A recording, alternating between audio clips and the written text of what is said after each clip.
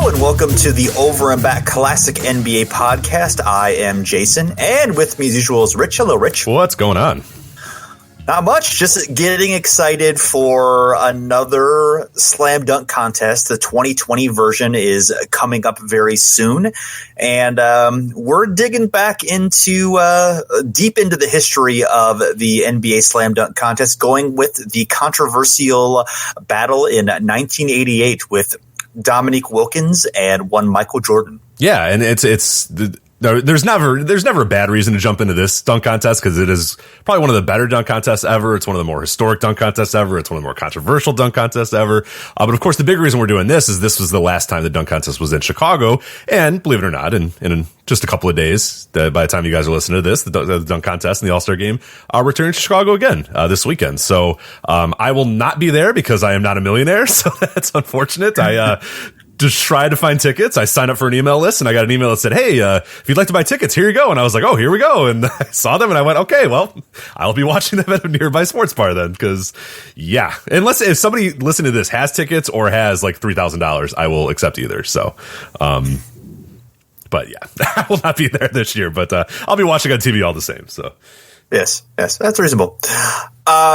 We first wanted to get a little context and go back into the early days of the slam dunk contest before we get to 1988, kind of building up to, I think 88 might be the time, basically the peak of the slam dunk contest in terms of, national interest of, the type of star power that was included, how the dunk contest kind of got built into, this really big thing. And then I think, from after 88, I think, it's sort of gone up and down, over the years, depending on, who's involved in it or whether it's, after a really strong dunk contest. But I think 88 is about the peak that it reached, and it hasn't quite reached that peak, I think, in terms of certainly there have been great dunk contests, very competitive ones, and the athleticism and the dunks that are happening today are honestly way above what they were in 1988. But and just in terms of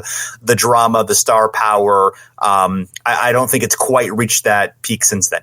No, and I would agree as well. And this dunk contest, you're talking about Michael Jordan, in his hometown. He's already, been an MVP. He's already one of the best players in the league. He's already one of the more marketable players in the league. Like, that's the kind of people we're talking about. Whereas, like, it has, and we don't need you to tell, you don't need us to tell you that. But like the dunk contest, it probably never again, as you said, reached like these highs where it's like these two, Hall of Famers, two all-time legends, these two marketable superstars battling one for one, and Michael Jordan in Chicago, on his rise to complete utter superstardom, but he's already kind of a superstar at this point. Whereas like it was hard to ever get back to that point. I mean, in the late 90s or the early 90s, I should say, it became a little bit more of like there were some good players in it and some fun players, but no, not like real superstars. And then smartly the NBA kind of pivoted in the early 2000s to like the rising stars of like, hey, look, if we're not going to get the top stars in this contest anymore, what we'll do is we'll market it as like, hey, here are the next generation of guys. And I think that was a very smart idea. I mean, it gave way to Jason Richardson, the Desmond Masons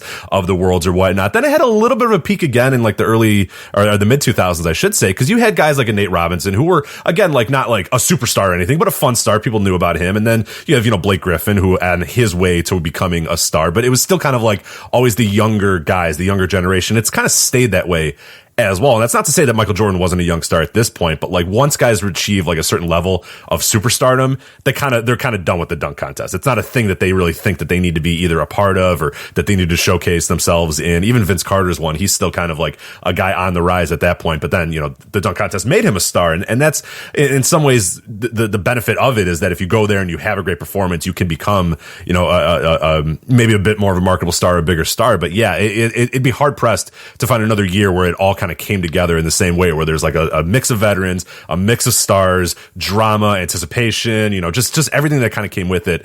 88 probably is the peak. I mean, I think you can pretty safely say that, even though like I enjoy any dunk contest. Like, sure, it's pizza. Fine, yeah. It's pizza. It's right. Like, what, even the worst dunk contest, you're like, I just spent an hour watching dudes do a bunch of cool dunks. Like, how could you, like, people get really upset about the dunk contest every year. And I'm like, just chill out, man. Just sit down, drink some beer, eat a pizza, eat some wings and watch guys dunk. Like, who cares? Like, it doesn't need to be this, like, it was a thing 88's a thing, but like not every year has to be a thing. And sometimes you get a surprise like that Levine Aaron Gordon year where like out of nowhere it ends up becoming like one of the more competitive, one of the better dunk contests ever. So it's like, just calm down, man. But you look at like Twitter the night of the dunk contest, and it's like, my God, like just calm down. It's a dunk contest. Like, right. Yeah. Yeah. No. And I think, if LeBron had ever competed in, I think that might have changed the scope a little bit. And he was obviously the young star who skipped. He didn't need it. It would have been fun to have seen him do it. I think he could have, made something special out of it, but he didn't need it for his career, obviously. Right. And once he kind of backed out, it was kind of like, all right, this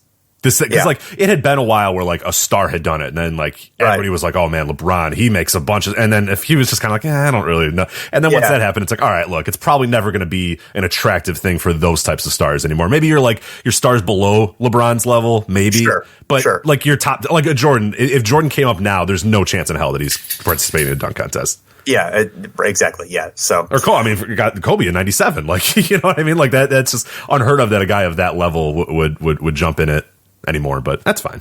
It's fun all the same. For sure. Yeah. So the first one happened in the ABA in 1976, of course, famously during the halftime of the ABA All-Star Game. Best known, of course, for Julius Erving's famous free throw line dunk. He beat David Thompson, Artis Gilmore, George Gervin, and Larry Cannon.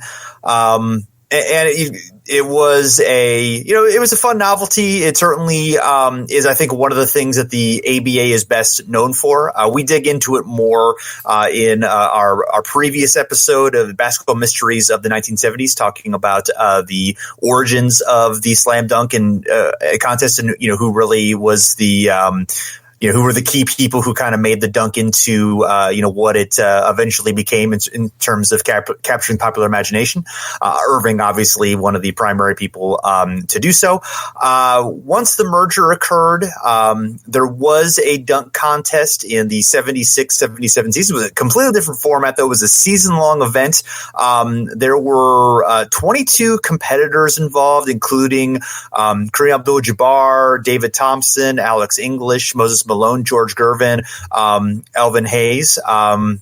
Surprisingly enough, Julius Erving not involved. Daryl Dawkins was the 76ers representative. Not a bad dunker either, obviously. It ended up being sort of like, again, it was a series that happened sort of during the season in which, players would, I think representatives from each team would compete against each other during halftime. Eventually, it was the Indiana Pacers' Darnell Hillman who would win it. He would beat Moses Malone, who represented the initially was on the Trailblazers when he had it, although would go later to the Houston Rockets. And then the other thing I think was tricky about it, of course, some of the players involved got traded during it, so right, it was about a year-long tournament representing other things. Yeah, so it was a little bit tricky, but yes, Hillman ended up battling Golden State forward Larry the Hawk McNeil in a dunk-off during the NBA Finals.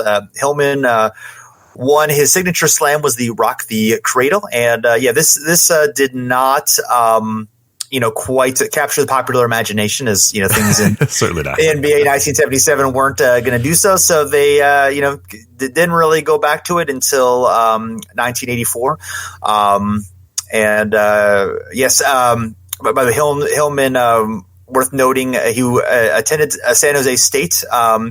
He wore a bottle shop jersey at the request of a friend. So a little bit of there's a couple of videos on YouTube here, but honestly, like, this was not tracked very thoroughly at the time. So like I don't think there's any like complete results of it anywhere. It's kind of like pieced together, and there have been some things written about it because it was spread out so much all over the place, and it wasn't really kept track of. There's sort of a hint of mystery, right? Yeah, it was just done like during halftime of a game. They're like, all right, cool, Kareem, the Warriors are against the Pacers. All right, guys, get out there and dunk. It's just kind of like, all right. Yeah. So yeah, we don't even have the full list. So I don't know, because we still don't have the full. There's 22 people that participated in it, and I think we have the APBR forums. I think at least got to 14 or so, which is like, I mean, still we're missing like some big names in there that maybe were in there, maybe had great dunks, maybe but like, yeah, even when you watch the stuff as well, like the videos that are there, it does feel like particularly like lame. It's just kind of like two guys just, at halftime just doing like generic dunks. Like nobody seemed to have their heart in it. They just felt like, hey, this is the thing we should try, and this will be cool. And it makes like, it's honestly not the worst idea, but it just, it didn't really feel like it had a lot of pizzazz to it. Like even the first ABA one, like pizzazz would become the thing with the dunk contest. It would all be the big show and all this sort of stuff. Even that ABA contest still felt like kind of rushed, kind of like, it was during halftime of the game, for God's sakes, but still it felt like it had a little bit to it, where you watch this thing and it's just like people don't really care. The fans don't seem really engaged by it. The players don't seem very engaged by it. So it's probably a better idea that this didn't become like what the dunk contest, because like I could see that a few years after this, if they had done this like 2-3 years in a row and just been like, all right, look, people don't care about dunks anymore, it's over, like just move on, it would have sucked. So I'm glad that they did it one time, realized it was an abject failure, and kind of took it away and brought it back with this whole new / throwback format in 1984 is probably the best for everybody involved. Yeah, for sure. So comes back in 84 in where it was born, in Denver, where it occurred in 1976 in the ABA, and famously Larry Nance beat Julius Erving in the final round, but Dominique Wilkins did actually qualify for the third round against Darrell Griffith, also qualified, and Wilkins' score of 137 was only 3 points behind Erving and Nance to reach the final. So he came extremely close. Wilkins' second dunk was a 2-ball jam, but Nance did basically a slightly better version of it and had a superior third dunk as well. And you could argue that Dominique's overall scores should have been better than Doc's, but only one of those players has been a guest on our show, so I'm not going to make that argument. But somebody could make that argument. So, and then 1985. We can be bought, Dominique. If you're listening, we can be bought. So this episode could be way different next year. It could be. It's possible. Yes, it could be. So 1985, the competition returns. Go this time to Indianapolis, former ABA city, where it was won by Wilkins, who beat Jordan in the final round. Also a strong performance by Stansberry. Larry Nance and Julius Erving were also involved in this one. They actually they both got buys into the second round for this one. I didn't realize that we were doing WrestleMania 4 in this, but that's apparently what we were doing. So actually, it's funny because Jordan and Stansberry tied in the first round to advance to the semifinal, and then they did a dunk off and they tied in that one as well. So they just decided to go ahead and have them both go in. So it's sort of interesting that Jordan snuck into the second round there, and then both Jordan and Dominique advanced into the finals. And Jordan actually Dominique did not have a 50 dunk during this contest, and Jordan had 2 of them. But in the final, one of the dunks was botched, and so he finished behind Wilkins in that one. And then 86, Wilkins finishes.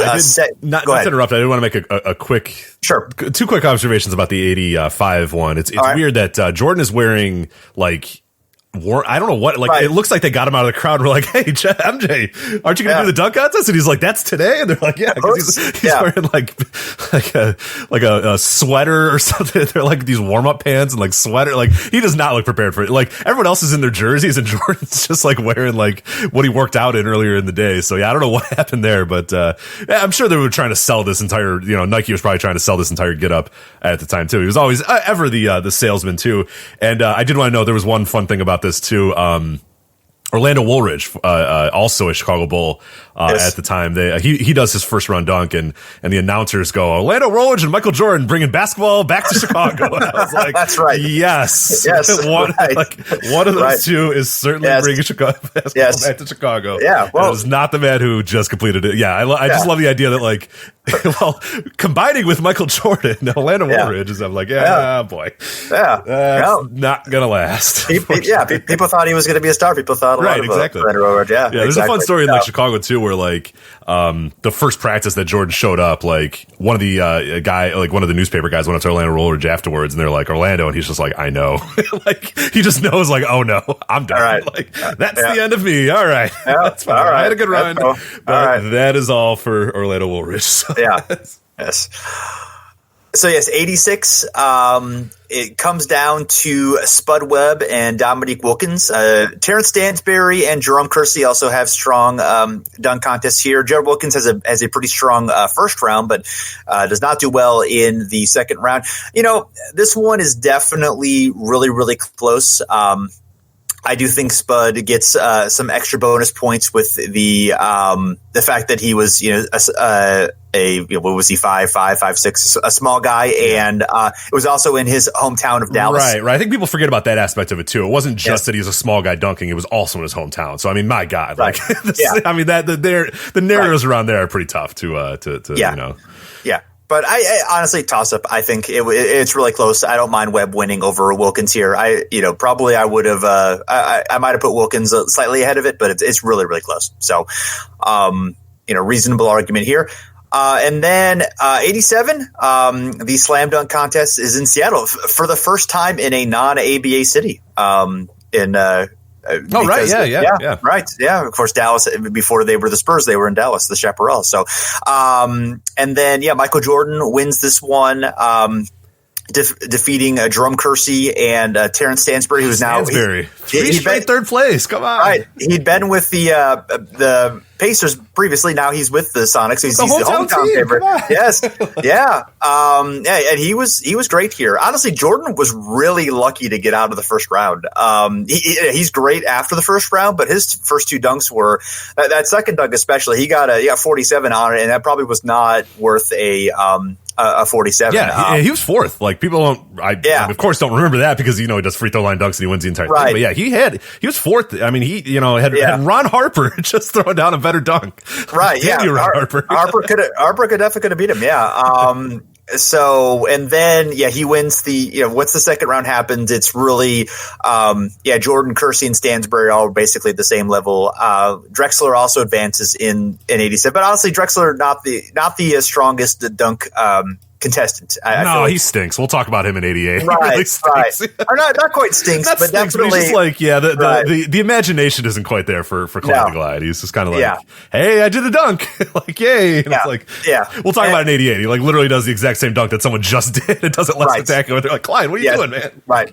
Yeah. And I mean, Jordan clearly should have won this one. Wilkins injured, did not compete in the contest. So we were robbed of an opportunity to have Jordan and Wilkins rematch. Of course, in 86, Jordan was hurt, so was unable to compete. So, it's been, now 2 years in a row, we're unable to get the duel that we would like to get, after the Battle of 85. And now we're here in 1988. Absolutely. So here are participants here in 1980. So this is one that we watched in obviously much more detail. This is the subject of the show. Our participants: Dominique Wilkins, of course, former dunk contest champion himself; Spud Webb, a former dunk contest champion; Michael Jordan, former dunk contest champion. So there's right there 3 former dunk contest champions right off the bat. Otis Smith, he has not won an NBA dunk contest. He is right at this time a current Golden State Warrior, but NBA kind of journeyman, bounced around a bunch of different places. Clyde Drexler, obviously a participant a few times as well. I don't know. Would you call? I'd call Clyde a star, right? In 88. Oh yeah, he's a star. Yeah. I mean, a big time college star, big time NBA star. Like, I know he didn't have the rings or whatever, but Clyde's a star. So okay, he's an all-star at this point, definitely. Yeah, right. He had a little bit of a slow start to his career, but year 3 or so, he was a pretty big star by then. Yeah. Okay, so we're going to count him as a star, and then not a star, Greg Anderson, Cadillac Anderson. He's a journeyman at this time, and current Spurs player, but not a star. And he had a star nickname though, so he did. Yeah. And then our judges are we're going to hear a lot about these judges moving forward. Tommy Hawkins, a former Laker. I think he had they announced him as current public relations director of the Los Angeles Dodgers. And I'm like, cool. We're in Chicago. Who gives a shit? But anyway, whatever. Gail Goodrich, also former Laker. This is in Chicago, guys. I don't know if you know. You couldn't call, when Artis Gilmore was busy? What are we doing here? What are Well, he was Artis Gilmore's still active in the league. Oh, that's true. Yeah. Call Jerry Sloan. What's Jerry Sloan doing? Jerry Sloan. Yeah, exactly. Bob Love's Chet Walker. Around. You got it. Yeah, Chet Walker probably not in good terms with the NBA at this point. But, that's true, right? Yeah. Bob Love. Yeah, I'm sure Bob Love. Norm Van Leer. You can't call Norm Van Leer. Yeah, you can't. Well, again, he may not be on good terms with the NBA either. Well, you know what? These guys. Yeah, right. Stop wanting to get paid and can't get respect. Yeah, you can't get Tom Bullwinkle. I mean, what's Tom Bullwinkle? There we go. doing? Yeah, let's find a white guy who had no issues with the NBA. Right. Yeah. Jerry Stone and Tom Bullwinkle. What are we doing? Yeah, those guys are guys you're judging the dunk contest. Absolutely. Right. Yes. Right. Yeah. Randy Smith, NBA veteran. He'd recently, I think, just recently retired. Probably. Yeah. Too. Jumpin' Johnny Green, NBA veteran himself. And then Gale Sayers, Chicago Bears Hall of Fame running back. Gale Sayers. Right. Yeah, Gale Sayers. It's big. We did not mention here that Jerome Kersey also competed in this dunk contest as well. He was left off of the initial list, so we want to make sure. Oh, I'm sorry. Can't leave out Kersey. Yes, Ron Harper was going to compete but was injured and was not replaced apparently. So there are 7 competitors in this dunk contest. All right, so let's kind of go over some of the stuff that happened here. So the first round starts out with Otis Smith, and there's a video online as well. We'll try to link it in the description as well if people want to watch along and watch the full contest. Because there are, and we've noticed this in our search, there is one video out there that comes up first. It comes out right away, but that one does not feature all the dunks. And this one that we're going to talk about, and I'll try to link, features most of the dunks, but maybe not all of them. It's hard. This is the problem with the dunk contest. Like, it's very difficult to find a complete collection anywhere. Even the NBA, they show the Hardwood Classics every year. They show the dunk contest. They leave the missed dunks out. They leave a lot of like, just, hey, this guy, you don't care about this guy and he made a dunk and it wasn't worth anything, so we just cut it out from they try to lump it into, a 25-minute, so it's very difficult to find complete dunk contests. But this one I think is as complete as we're going to find. But we'll go over at least everything that we saw in this video and then fill in the blanks there with scores that we do know. So it starts out with Otis Smith, does a double clutch baseline dunk, gets 40 points, so not bad. Jerome Kersey, 2-hand reverse dunk for him, 41 points. Spud Webb does a 2-handed dunk. It's nothing really special. He's kind of like, hey, I'm small, but that shit didn't work in Chicago like it worked in Dallas. So they're like, boo, like they boo him, and it's like, okay, well, I mean, he is 5'6", guys. Like, Greg Anderson does an off the backboard 2-handed catch dunk here for 42 kind of cool points. Dunk, actually. Yeah, I was a little bit impressed with that. I was not expecting much out of kind of like Anderson, I guess. So, I seems tough. That was, I thought that was a pretty good dunk by him. So yeah, like 46, 47, I think. Yeah. So then Jordan does a side windmill from like the baseline, and the original camera shot like completely misses it. Like, I don't know what the hell they were shooting. They were shooting like the floor, and I'm like, what are you doing? Like, shoot the basket. Like, you think he's still Michael Jordan doing things, right? Like, so thankfully they show replays, and it's a tremendous dunk, and he gets 47 points. So really good. Yeah, good for him. Clyde Drexler does another windmill, but less spectacular. That's a theme that we're going to have throughout this. Yes, he comes after Jordan and just does the same dunk as Jordan, but does it much less emphatically. He gets 44 points for his trouble, and then Dominique comes out here, double pump reverse dunk for 49 points with some boos from the crowd. I think that they wanted him to get more points, but that would be right. Soon they're going to learn that they don't want that. They don't want that. They don't want that because they're like, oh, that was a 50. These judges suck, and then they would be, no, that's too much for them. No, right? What are you doing? Yeah, so it's very interesting. Yeah, so the totals of the first round, because there's actually 2 dunks each on the first round. So, Dominique had 96 total, Jordan had 94, Drexler had 88, and then Otis Smith had 87. So those are the guys who advanced to the second round. Jerome Kersey was 79, Anderson was 76, and Spud Webb was 52. So he must have missed his second dunk because he only got 18 on his second dunk. So it was not good. The rules changed over different dunk contests. So I think you can make up for a miss in the first round. So I think you get like if you miss one, you get a second chance to make the dunk. Correct. So he must have missed again, and they were like, good effort here. All right, there you go. All right, yeah.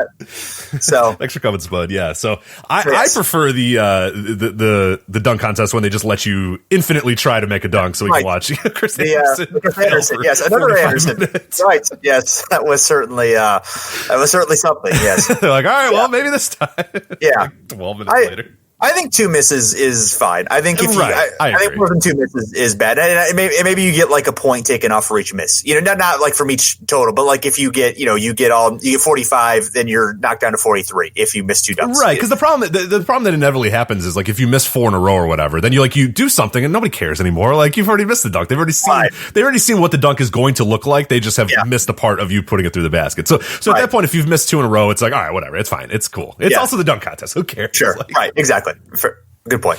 So, and then so second round, Jordan's we get Jordan with a free throw line dunk, which is 50. Which I mean, it's a great dunk, but he's ahead of by half a foot over the free throw line. I forget. Does he do? I've watched several dunk contests this morning. So does he do sort of the double clutch on this free throw line dunk, or am I thinking of a different one? This is the double clutch one. Yeah. So this is the one where he brings it back, like the famous photo, the famous everything. Like you said, it's a step in front, but what he really makes up for that is the double clutch. Really, like the hang time, the double clutch. Because he's going to do a free throw line dunk later in this dunk contest. That's not nearly as spectacular, but this is the one that everybody remembers and knows or whatnot. So. So you know what? I take it back. This one did deserve 50. I was thinking the other one, which was not quite as strong. Yeah, exactly. Yeah, we'll argue about that one later because I agree with you. It's not quite. Well, no, you and I won't argue. We'll argue with history later. But yeah, this one's a 50. I have no issue with that. So yes. So Otis Smith has a really awesome one-handed off the backboard dunk. Only gets 45, which there's definitely a big boost from the crowd on that one. I think the commentator thinks that Otis made a mistake here, but I think this was a really impressive dunk, and he definitely got robbed here of his 50. Yeah, were you able to make out who the commentators were? I thought, was it Rod Hundley and someone? I couldn't make it. They didn't introduce themselves. It was Rod Hundley and I forget the other. It was not Rick Barry. Rick Barry did a couple of the other ones, but but it was Rod Hundley, and it was again. I've watched like 5 dunk contests this morning, so I forget all the the details. He wasn't as much. Whoever this commentator was, he wasn't as much of a wet blanket as Rick Barry was. No.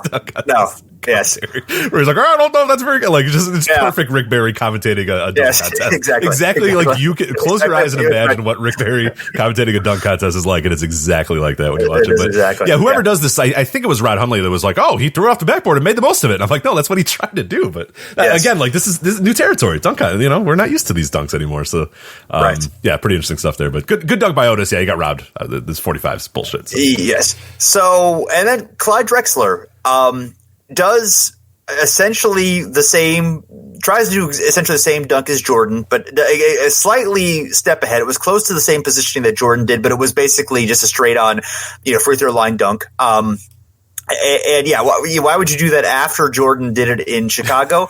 But the thing is, Drexler did the exact same thing at 87 too. He followed a free throw line. It was a free throw line dunk too. It was almost exactly the same thing that he did. I think this basically personifies Drexler's career. He did something about 85% as good as Jordan did to about 5% of the acclaim. So exactly. Right.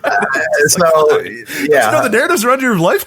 Right. Yes, he's spending them here. Yeah, and Drexler again. I mean, Drexler's an incredible dunker, and in the game, I think is a much stronger dunker than he is a contest dunker. He just doesn't really have a whole lot of creativity or thought into the dunks. Like, they're technically great, but there's no like extra panache that he had, that Wilkins and Jordan obviously had in spades. Absolutely, yeah. It's just the idea that he's like, oh, that's a good dunk, I'm going to do that one too, and it's like, no, Clyde, that's not what we're supposed to do. Like, do something different. But this is unfortunate here. He still gets 45 points, which is good, but like, doing the same dunk after Michael Jordan in Chicago is probably not the best move. But. No reaction, basically, and obviously reaction matters here. And obviously Jordan's going to have an advantage in reaction here, given it's Chicago. But yes, then Wilkins has a 2-handed windmill. The commentator refers to it as a wheeler dealer. Why not? Good enough. 49 points. I would say 49 or 50 was correct here. I would say for the most part they, with a couple of exceptions, and up until the last dunk that we'll get to, I think they do a pretty good job of scoring all the dunks. I think they, there's a couple of small mistakes, but I think for the most part, I think they do a pretty good job here. It's not like rigged for Jordan, like throughout, like I kind of originally was thinking. It's more toward the end where there's one real obvious,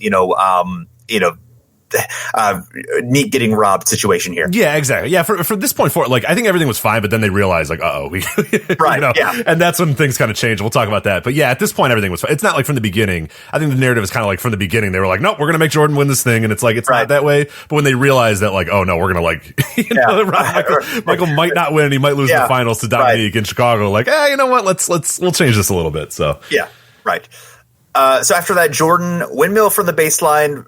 Slimmer to his dunk from round one, probably a little bit stronger. Gets a 48 on that one. I think that's an accurate score. Clyde Drexler off the backboard dunk. Again, that's kind of just standard. Do a windmill from the baseline. Right. Yes. Yeah. Only 42, probably about right. Then Dominique 360 and just incredible dunk.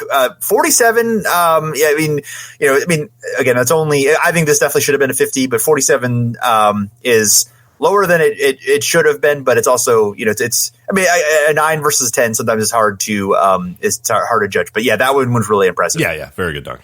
Yeah, and then Jordan with a one-handed reverse cradle, and also gets a 47. Probably should have gotten 50 there. And then Wilkins' final dunk is a reverse from the baseline, double clutch on it, 47 points. Probably about accurate score there. Yeah, not bad. Yeah, no, because I'm not in favor. Like, because there's sometimes dunk contests where like everyone just tries to give out 50s like crazy, and I like that they had a little nuance here. They at least used the scores a little bit, but yeah. So I think the 47s are fine across the board here. But yeah, this is so we get Dominique and Jordan in the finals, and then things kind of go off the rails at this point. Right, so a little bit. Sit back and enjoy this because it's gonna get fun. Yeah. Right. Well, yeah, and I will say, like in '90, they went to a decimal point system, which I actually think was really smart. And I don't know how long they did that and why they went away from that, but I actually think a decimal point system makes a lot of sense in the dunk contest because, you either have a 9 or a 10. You don't have a 9.5 to, because honestly, sometimes it's going to be a 9.5 or a 9.8 or whatever. Right, yeah, it gives you a little bit more room to work with in the scores because, yeah, the idea is like you can't give like a really good dunk of 45 because people are going to riot if you do that. So it's like they kind of screwed the scale up pretty early on, and then they couldn't really go back from that. So it's like any dunk that was like solid somehow it had to get between like a 46 and a 50. You know what I mean? Like you really couldn't go lower than that. So that, yeah, I like the decimal points a little bit too. It's a good way to clarify it. This was a very good dunk, but maybe not necessarily a perfect dunk of 50 or whatever. So right, yeah, exactly. So the finals, of course, Dominique versus Jordan. Jordan, I believe, wins the coin toss, so gets to go second. Or he may have done so because he did get a better score in the second round. I forget what the decision. Yeah, I don't know if they said specifically how that happened, but yeah, but so Wilkins. First one's off the backboard, and his head is way above the rim. 50-point, very obvious choice there. That was an incredible dunk. Oh man, the noise when he hits this dunk, man. He is above. His head is above the rim. It's just like, and that's the thing that always was like the thing about Dominique in these dunk contests. Maybe not the most imaginative dunks because he kind of stuck with the basics most of the time. It was mostly like a windmill, a double clutch, a reverse, a little stuff like that. But like just the ferocity that he dunks it with, it's just loud. It's just like a gunshot went off in the building. So well, yeah. I mean, obviously the mix of ferocity and grace, I think, is just what set him apart from basically any dunker in NBA history. Yeah. I mean, I think just the combination of that, the bounce of that. And you're right. The creativity was not. I mean, he definitely. I don't know. It's kind of hard to knock him too much for creativity because some of the stuff he did was just incredibly difficult, but he didn't like add like he wasn't doing a bunch of stuff off the throwing the ball off the rim or what. I mean, he definitely he definitely limited to a certain bag of tricks, but they were incredible tricks. Right, yeah, and I think one of the things that probably hurts him a little bit is the fact that he was in so many dunk contests, and it's like if you watch them back to back to back to back, it's like, oh, I've seen that. Like, because I remember there was one time and my buddy and I, we just sat down and we just were like, we're gonna watch every dunk contest, and we did, and like we were kind of like, oh man, Dominique's got no magic, but like nobody watches it like that. A year later, you forget that Dominique did, a two-handed windmill in the 1988 contest when he does it in the 19. You know what I mean? Like, no normal people care about that, and the fact is, like, if he was just in one or two dunk contests, we wouldn't be like, oh man, he went back to the same thing again. Like the man, when you were in 4 or 5 dunk contests, you're going to end up doing the same things, a few times. So yeah, like we saw Jordan here. I mean, Jordan did a lot of the same stuff he did in 87. Right, absolutely, it's fine because nobody watches it like that. They just watch it in the year, in the context of that year. So yeah, it's not that big of a deal. But no, it is a common criticism against Dominique, one that I have made in the past. But yeah, I've come to realize how stupid that stance is. So yeah, no, I mean, if you're making and I think we might discuss a little bit at the end, if you're making the case for the best dunk, contestants of all time, that's a small knock against him. I can obviously understand that. So Jordan's first dunk is a two-handed double clutch reverse dunk. Also gets a 50. Also pretty incredible one as well. Then Wilkins' second dunk, a one-handed windmill from the baseline, another 50. So 3 50s in a row. And then Jordan, what is described as a rock the baby figure 8, 47 points. And Chicago Stadium not happy about that one to understand. And I do think the reaction to this dunk from the crowd definitely feeds what happens next for the rest of this contest. Yeah, and the commentators make note of it as well. They're like, oh boy, these judges better find another way out of this arena, because there's going to be people waiting for them. And at this time, like, you know, the area around the Chicago Stadium, not necessarily the greatest area either. And Chicago, not necessarily the rep is the greatest town. I mean, one man gang was ready to take, one man gang of the Road Warriors were ready to work over Goodrich. Yes. Yeah, sure. Right. Yeah. Yes, I do think that the Road Warriors definitely could have been Gail Goodrich at this point. Yes. Lex Luger might have come out too. Yes. There's a lot of wrestlers from Chicago. There's that was rough and tumble at this time, and especially the area around the Chicago Stadium is now it's very developed and gentrified and whatnot. But at this time, not good. And there's booze, and it's not necessarily the booze. It's like you can hear the crowd just shouting stuff, and I'm sure we don't know what they're saying, but I'm sure these judges were like, all right, hold on. Boy. All right, hold on. Not worth my life here. Right, exactly. Yeah. So is United Center in the same neighborhood Chicago? It is, yeah. It's right across the street. Yeah, it's right across the street from the stadium. I couldn't remember that. Okay, yeah, but it's been very much cleaned up at obviously, that point. So when the stadium was around, it was like that area was just like whorehouses, like legit still whorehouses, and like nickel bars and all that sort of stuff. And it was not great. But now it's like a bunch of fancy there you go. beer places, there you go. which I enjoy. I enjoy as a gentrified man myself. Yeah, the poor people who can't live there anymore maybe don't enjoy it as much. Yeah, exactly. But I like driving there and hanging out by the bars now more than. There you go. There you go. Well, good to know. So next we have Dominique's final dunk, a two-handed baseline sideline windmill.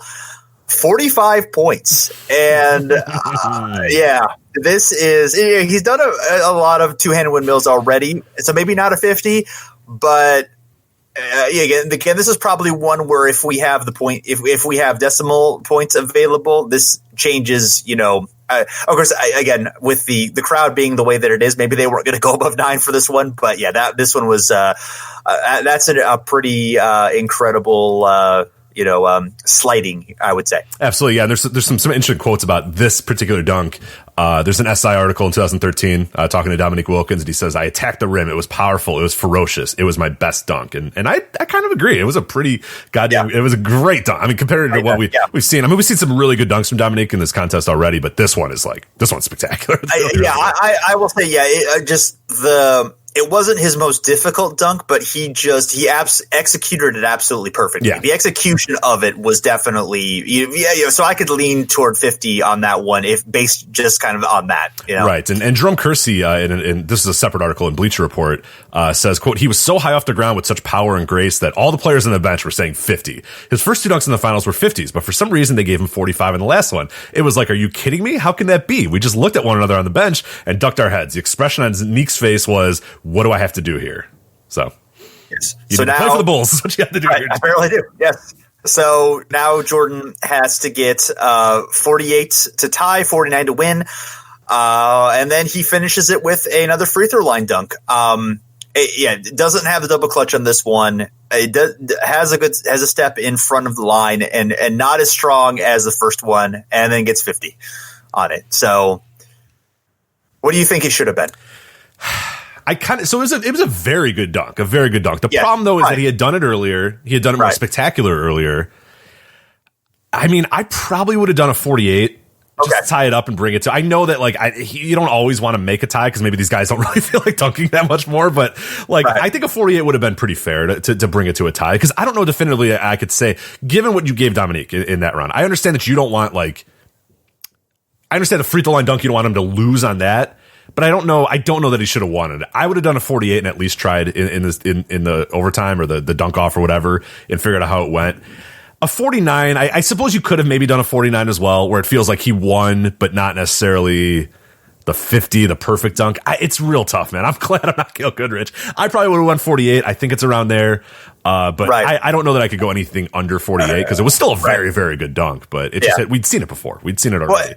Yeah, and the tough thing, of course, is okay, if you're going to give him 48, who are the two who are going to give him a 9, and who are the, it's not like it's one person giving the score. It's people. Yeah. So how are you, who's going to dare give him a 9?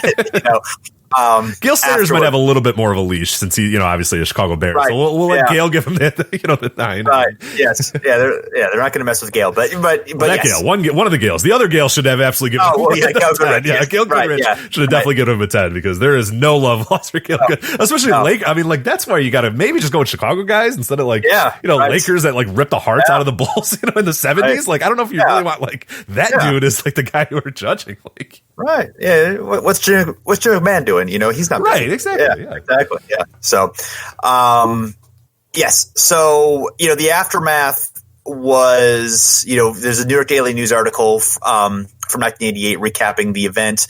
That basically, is, no matter what Jordan did, there was no way he was going to lose.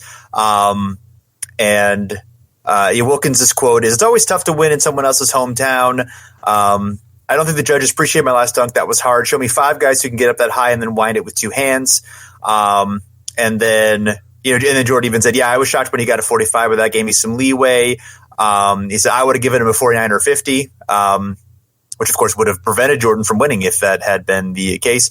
And then he talked about his final dunk. He said, "I was trying to think of something to improvise. I saw his teammate Brad Sellers in the stands and saw some friends standing on the sidelines. They were all confused about what tongue to try. And then I saw the man, Dr. J, who got it all started." So he said that Irving suggested the foul line leap. And actually, so it says here he missed that. He missed the first attempt at that dunk. So he got a second chance at that dunk, too. Unbelievable. Really? That's what it says. Oh wow. Okay. Huh. All right. Well, no. Hold on a minute. We don't have the video on that. Okay. Yeah. I guess I didn't realize it. Let me look at the other. Because I think they took that out of the video that I've seen. At least I don't remember seeing him miss it and then go back. That would be. They definitely did not show that in the video. We're suddenly discovering something very. Hold on a minute. Very shocking here. Yeah, I feel like robbed even more. Well, you look. I'll read the other article that recaps it, and we'll go through the notes on that, and then you, if you get a chance to look at the, try to dig into the mystery real quick, but. Yeah, and then there's another recap of it where describes Jordan putting his arm around Dominique after they walk off the court and said, "We'll talk about this later." And then Jordan even said, like, if the contest wasn't in Chicago, I might not have won. Really admitting that there, and and then Spud Webb's quote, probably the best quote here would be, "I don't know if he was robbed. You better check his wallet." So a great quote from Wilkins. And then Jordan talked about feeding off the crowd of the energy and says, "Hey, a guy back-to-back 50s and they're staring you in the face. You have to do something the judges hadn't seen."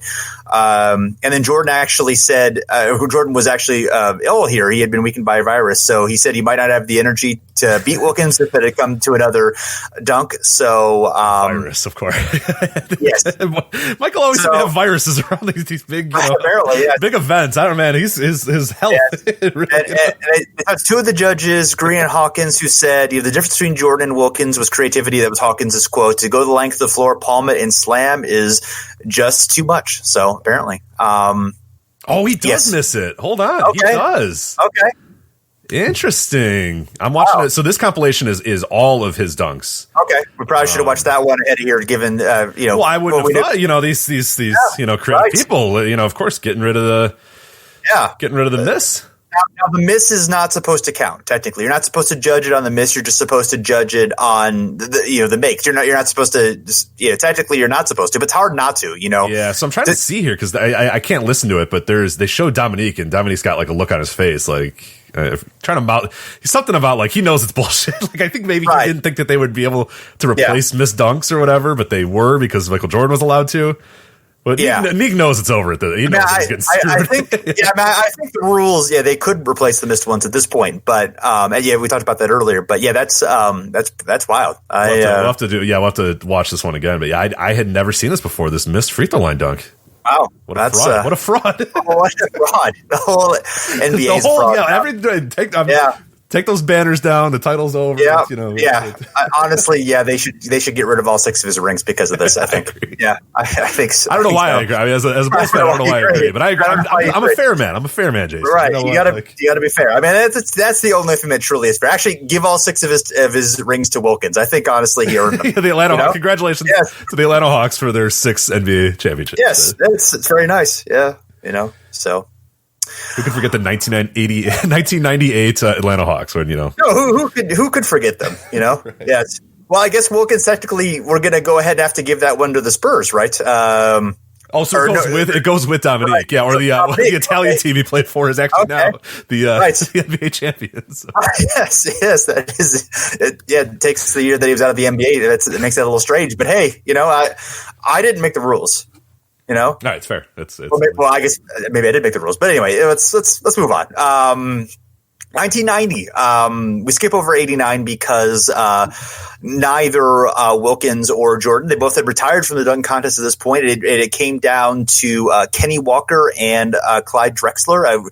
Drexler was considered the favorite, but Walker actually was very impressive in this dunk contest. I will say, I watching some of these, I'd kind of forgotten how strong Walker was as and how fun he was watching in the dunk contest. He was pretty exciting, and Can we talk about Clyde here in this final, though?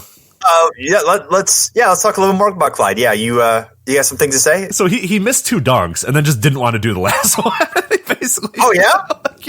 If you watch the full video. Oh, yeah, you're right. That's right. He misses missed 2, and then he's just like, fuck it. I don't care. Oh, Clyde, come on, man.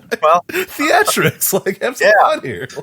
I mean, Doc's dunk didn't really count in 84, when because he was already going to lose it, but he did it anyway. It was one of the most spectacular moments in the NBA. I was startled. I was like, Clyde, what are you doing, man? You can't just say no. You can't just say, I don't really feel like it anymore. Because he wasn't going to win, then he knew he wasn't going to win. So I guess I get it. You don't want to get hurt. You don't want to do any of that. But it's like, all right. It just it hurts. I have more respect for Clyde. It does a little bit. Yeah, that's a little sad. It's diminishes my opinion of him a little bit. So we go to 1990. 1990 is it's Dominique. We got Kenny Walker defending his title. We've got Kenny Smith. We have also Kenny Battle, the Battle of the Kennys right here. Yeah. Sean Kemp, Scottie Pippen, Rex Chapman, Billy Thompson. And I guess you could say that Dominique Wilkins is the one who killed Kenny, is based on that bastard. It says. And again, he was a last minute addition here. And his shoe company paid him, I think it was $60,000. They said to be included in here, and actually a pretty fun contest. There's some great early dunks. Scottie Pippen had a couple of really good ones, including a really good free throw line dunk, where his foot, I think it was maybe very slightly ahead of the free throw line, but it was. So no, this is I'm glad you brought this up. This is the one that I always tell people. I'm like, dude, Scotty did the best, the farthest free. It wasn't as spectacular. He didn't, have as much hang time, but it is arguably, I think, the farthest free throw line dunk I've ever seen. He is very far behind that list. So it is, nobody ever talks about that one because it just kind of gets lost in history and his, contest doesn't really, doesn't do very much, but this is an all timer here. Go watch this one. This is one of the farthest ones I think I've ever seen. So yeah, he didn't get out of the first round, but honestly, I think he should have. I think he may have belonged over Kenny Smith. He lost to Kenny Smith by 0.7 of a second to get in the second round, but I think he probably should have gotten there over Kenny Smith. But Kenny Walker has a couple great dunks. Rex Chapman actually had a couple of cool creative dunks. They weren't super strong dunks, but they were kind of clever. And then the Kenny Smith special where he bounces the ball through his legs from the free throw line. The ball hits the backboard. He turns around and catches it and dunks it. So he did that one a couple times. In the first round, he mistimes the backboard a couple times of hitting it off the backboard. So there's some controversy where should he have been allowed to do it, the third time, because technically he never actually winds up and tries to dunk. So, whether it's actually a failed attempt or not, but, whether he actually belonged in the second round is, I think, questionable here. I think that the notable thing about it is, it's a good first round. It's a really good second round. Sean Kemp has some really impressive dunks, but falls just behind Wilkins and Kenny Smith, who had some clever ones, and Walker all good. But honestly, the final round, you can just kind of tell Dominique doesn't have his full heart in it. He definitely repeats some of his classics, doesn't really do a whole lot of new stuff, but just has enough to beat Smith for his second dunk contest. I think maybe Dominique had been burned too many times by judging mishaps and being robbed of previous dunk contests, and maybe he was a little bit over it, so didn't put in necessarily the full effort, but it was enough for him to beat Kenny Smith and be the 1990 champion. Absolutely, yeah, and this is probably the last in quite a while when we're talking about like a superstar participating in it, because in the years and again the years that we're talking about, you'll start getting a little bit more of those secondary type players, your young stars or whatever, and really like you look at this contest, and Dominique is kind of in a world on himself. Like Sean Kemp is obviously going to become a star, but at this point he's like 18 or 19. I mean, he's the youngest player in the league at this point. Scottie Pippen as well is like, emerging as a really great player, but not quite there yet. And then the other guys, your Billy Thompsons, your Rick Chapmans, your Kenny Walkers, your Kenny Smiths, like none of those guys are really on that level. So Dominique is kind of the last. He feels like, you said like his heart's not quite in it, and he kind of feels like he doesn't belong in this dunk contest. He wins it because he's still Dominique, and like, what I mean? Like even at his worst, he's like, whatever, I'll just go out here and do this stuff. But like he definitely feels like a relic of the dunk contest past in this year. And then, in the next year we're going to talk about, or we're not going to talk about it, but like D Brown gets the win here and it kind of sets off the new stage of like younger players, more exciting, young stars kind of participating in the dunk contest. And there's some very good dunk contests throughout the rest of the 90s. But yeah, this 1990 kind of feels like the last chapter of like the old dunk contest it's Dominique's last one. It's the last for like veterans. It does feel like a symbolic end to that era of dunk contest. The star power is not quite there anymore. For most of the 90s, the 97 one with Kobe, you can make some argument there, but obviously he was right at the beginning of his career, and what obviously wasn't quite the star that he would become, But yeah, I do think it's basically that is basically, you're absolutely right. That 90 kind of caps off the end of an era for sure. By the way, for the record, the Atlanta Hawks were the 1991, 92, and 93 champs, and then the San Antonio Spurs are the 97 champs. Okay. The 1996 champs were a team that it was the Greek team, right? It was in Greece. Yes, in Greece in 96, and then he was in Italy. The Italian team was the 98 tournament, right? Yeah, the Italian. Yeah, yes. So the Greek. that was Panthiakos was the 96 team, and Fortitudo Bologna is the 98 team. So well done. I mean, the Spurs win the 97 title and get Tim Duncan. I mean, that's not really fair, right? Yeah, there. This is like Boston, like the 80s Boston Celtics thing. You can't win the title and get the top pick. Right, that's ridiculous. Yeah, that is really bad. Yeah. Anyway, wow. Congratulations to Greg Popovich then. That's way to go. Yes. Yeah. Really adds to his Hall of Fame resume, getting, a title first year coaching. So, yes. Yeah, without Tim Duncan. David Robinson too. David Robinson, yeah. David Robinson didn't play that year, so I don't know or didn't play much of that year, so I don't even know how that works for him. So it's very confusing. So dig into that later. So yeah, so now we talk about, I don't know if we want to get into the full discussion here of the best dunk contestants ever. Obviously, Wilkins and Jordan being on the short list of that. Who else do you have on that list for you? Yeah, so I like Vince Carter's one that names will come. People will bring him up all the time because like the 2000 one is so spectacular and so great or whatever. The problem though is that he's not in multiple ones, and that kind of hurts, I think, his resume a little bit. In that case, recent guys. I think Aaron Gordon's had a really, really good dunk contest run. Zach LaVine, a tremendous dunk contest run. Oh, yeah. Like, we're talking like go and watch some of his recent stuff. Like, I forgot how good some of his dunk contests were. I mean, he does a free throw line windmill, for God's sakes. It's like, holy crap. It's just at a different level. Yeah, honestly, Stansbury reminds me of like a proto LaVine, but like LaVine has so much more power. Right. So yeah, and it was a difference, but yeah, definitely a guy. Jason Richardson too. Again, gets lost in those early 2000s dunk contests because obviously the dunk contest had kind of fallen out of favor there. But like he does some tremendous dunks in there, and I think he's worth noting. Like I'm always going to probably give it to guys that are in multiple dunk contests more than guys that were one and done. Even though of course, Vince Carter's 2000 is like I think the best singular performance of any dunk contest ever. But I probably my short list would probably be Wilkins, Jordan, Levine, and Richardson. I think would be my short list of 4, and I have a real tough time kind of parsing those out. Maybe Levine, but that the star power there with Jordan Wilkins is tough to beat out. Yeah. And then there's also your Nate Robinson, but those are kind of just no, they're just kind of hey, it's funny. Gerald Green, I think, is someone who I'd maybe consider on that list too.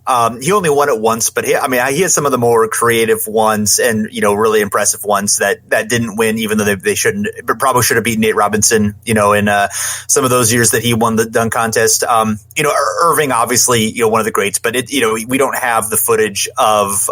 We do have the footage of the dunk contest. We don't have the footage kind of overall. If we're taking this a little bit outside of the dunk contest of just thinking of the greatest dunkers, obviously Doc had limited opportunity in dunk contests, and and the ones that he was into in the NBA were obviously when he was in his mid-30s. So right. kind of a different standard there. I would say I would put Wilkins as number 1, just because he was in multiple ones. He won them, and I would say that 85 in particular is one of the stronger dunk contest performances of all time. Carter's in 2000 I think probably beats that, but I think it's close. Jordan 87 after the first round, that's another really strong one too. And Wilkins and Jordan in 88. Those are among the best, performances I've ever seen there. But you're right. I think Levine has taken that to another level. And Diallo last year, 2019, that was a really strong. Yeah, he was great. Too. He was great. Is he in this year's? He is not. Yeah, this year is Pat Connaughton from the Milwaukee Bucks. What? Is he not in the league or something? Or is he? That's what I was actually just about to find out if Hamidou Diallo is still in the league. I think he is, but I don't know why or maybe he's not. That's the only thing I can figure out. I know he's still on the Thunder, but I don't know. Is he? Oh, he's in the G League, I guess. So looks like he might be in the G League. So we can do a Craig Hodges thing. Just get him up there. Who cares? Yeah, let him defend the crown. Come on. Yeah, no, he was incredible too. If he's able to, he's obviously he's 21. So if he's able to stick around in the NBA or get back in the NBA, he's definitely a guy I think who has talent to be in future great. I'm bummed that Levine isn't doing it this year. I understand why maybe he doesn't want to do that and why maybe he thinks he's above that or whatever. But he's not. But yeah, that's somebody who watches this game. Right. I know he thinks he's not, but he's not. Right. So. I get it. But no, for sure. But yeah, it's Pat Connaughton. Aaron Gordon makes his return. Dwight Howard makes his return, and Derek Jones Jr., who he's a tremendous dunker. He's really good too. Yeah, that's awesome. right. Yeah, so that's pretty good. I'll be interested to see Aaron Gordon because he was in it that one year. Remember, he tried to defend his crown after the thing with Levine, but he had a foot injury and it just wasn't very good. So we'll see. And Dwight Howard's always an interesting one because I didn't really love his dunk contest because it was just kind of they were fine, but we'll see how he does now. But I don't know. I wonder if he'll get the. I wonder if he'll get a positive reaction now with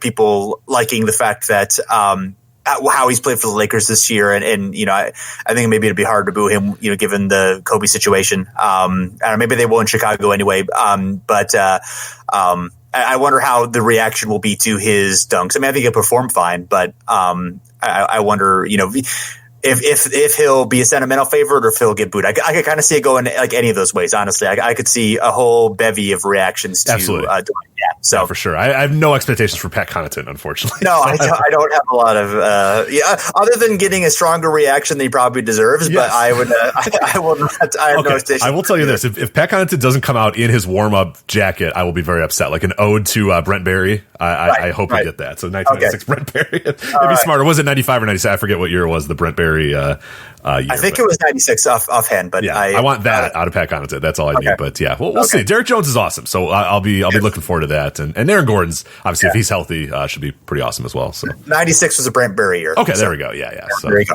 All right. Well, I think it's all.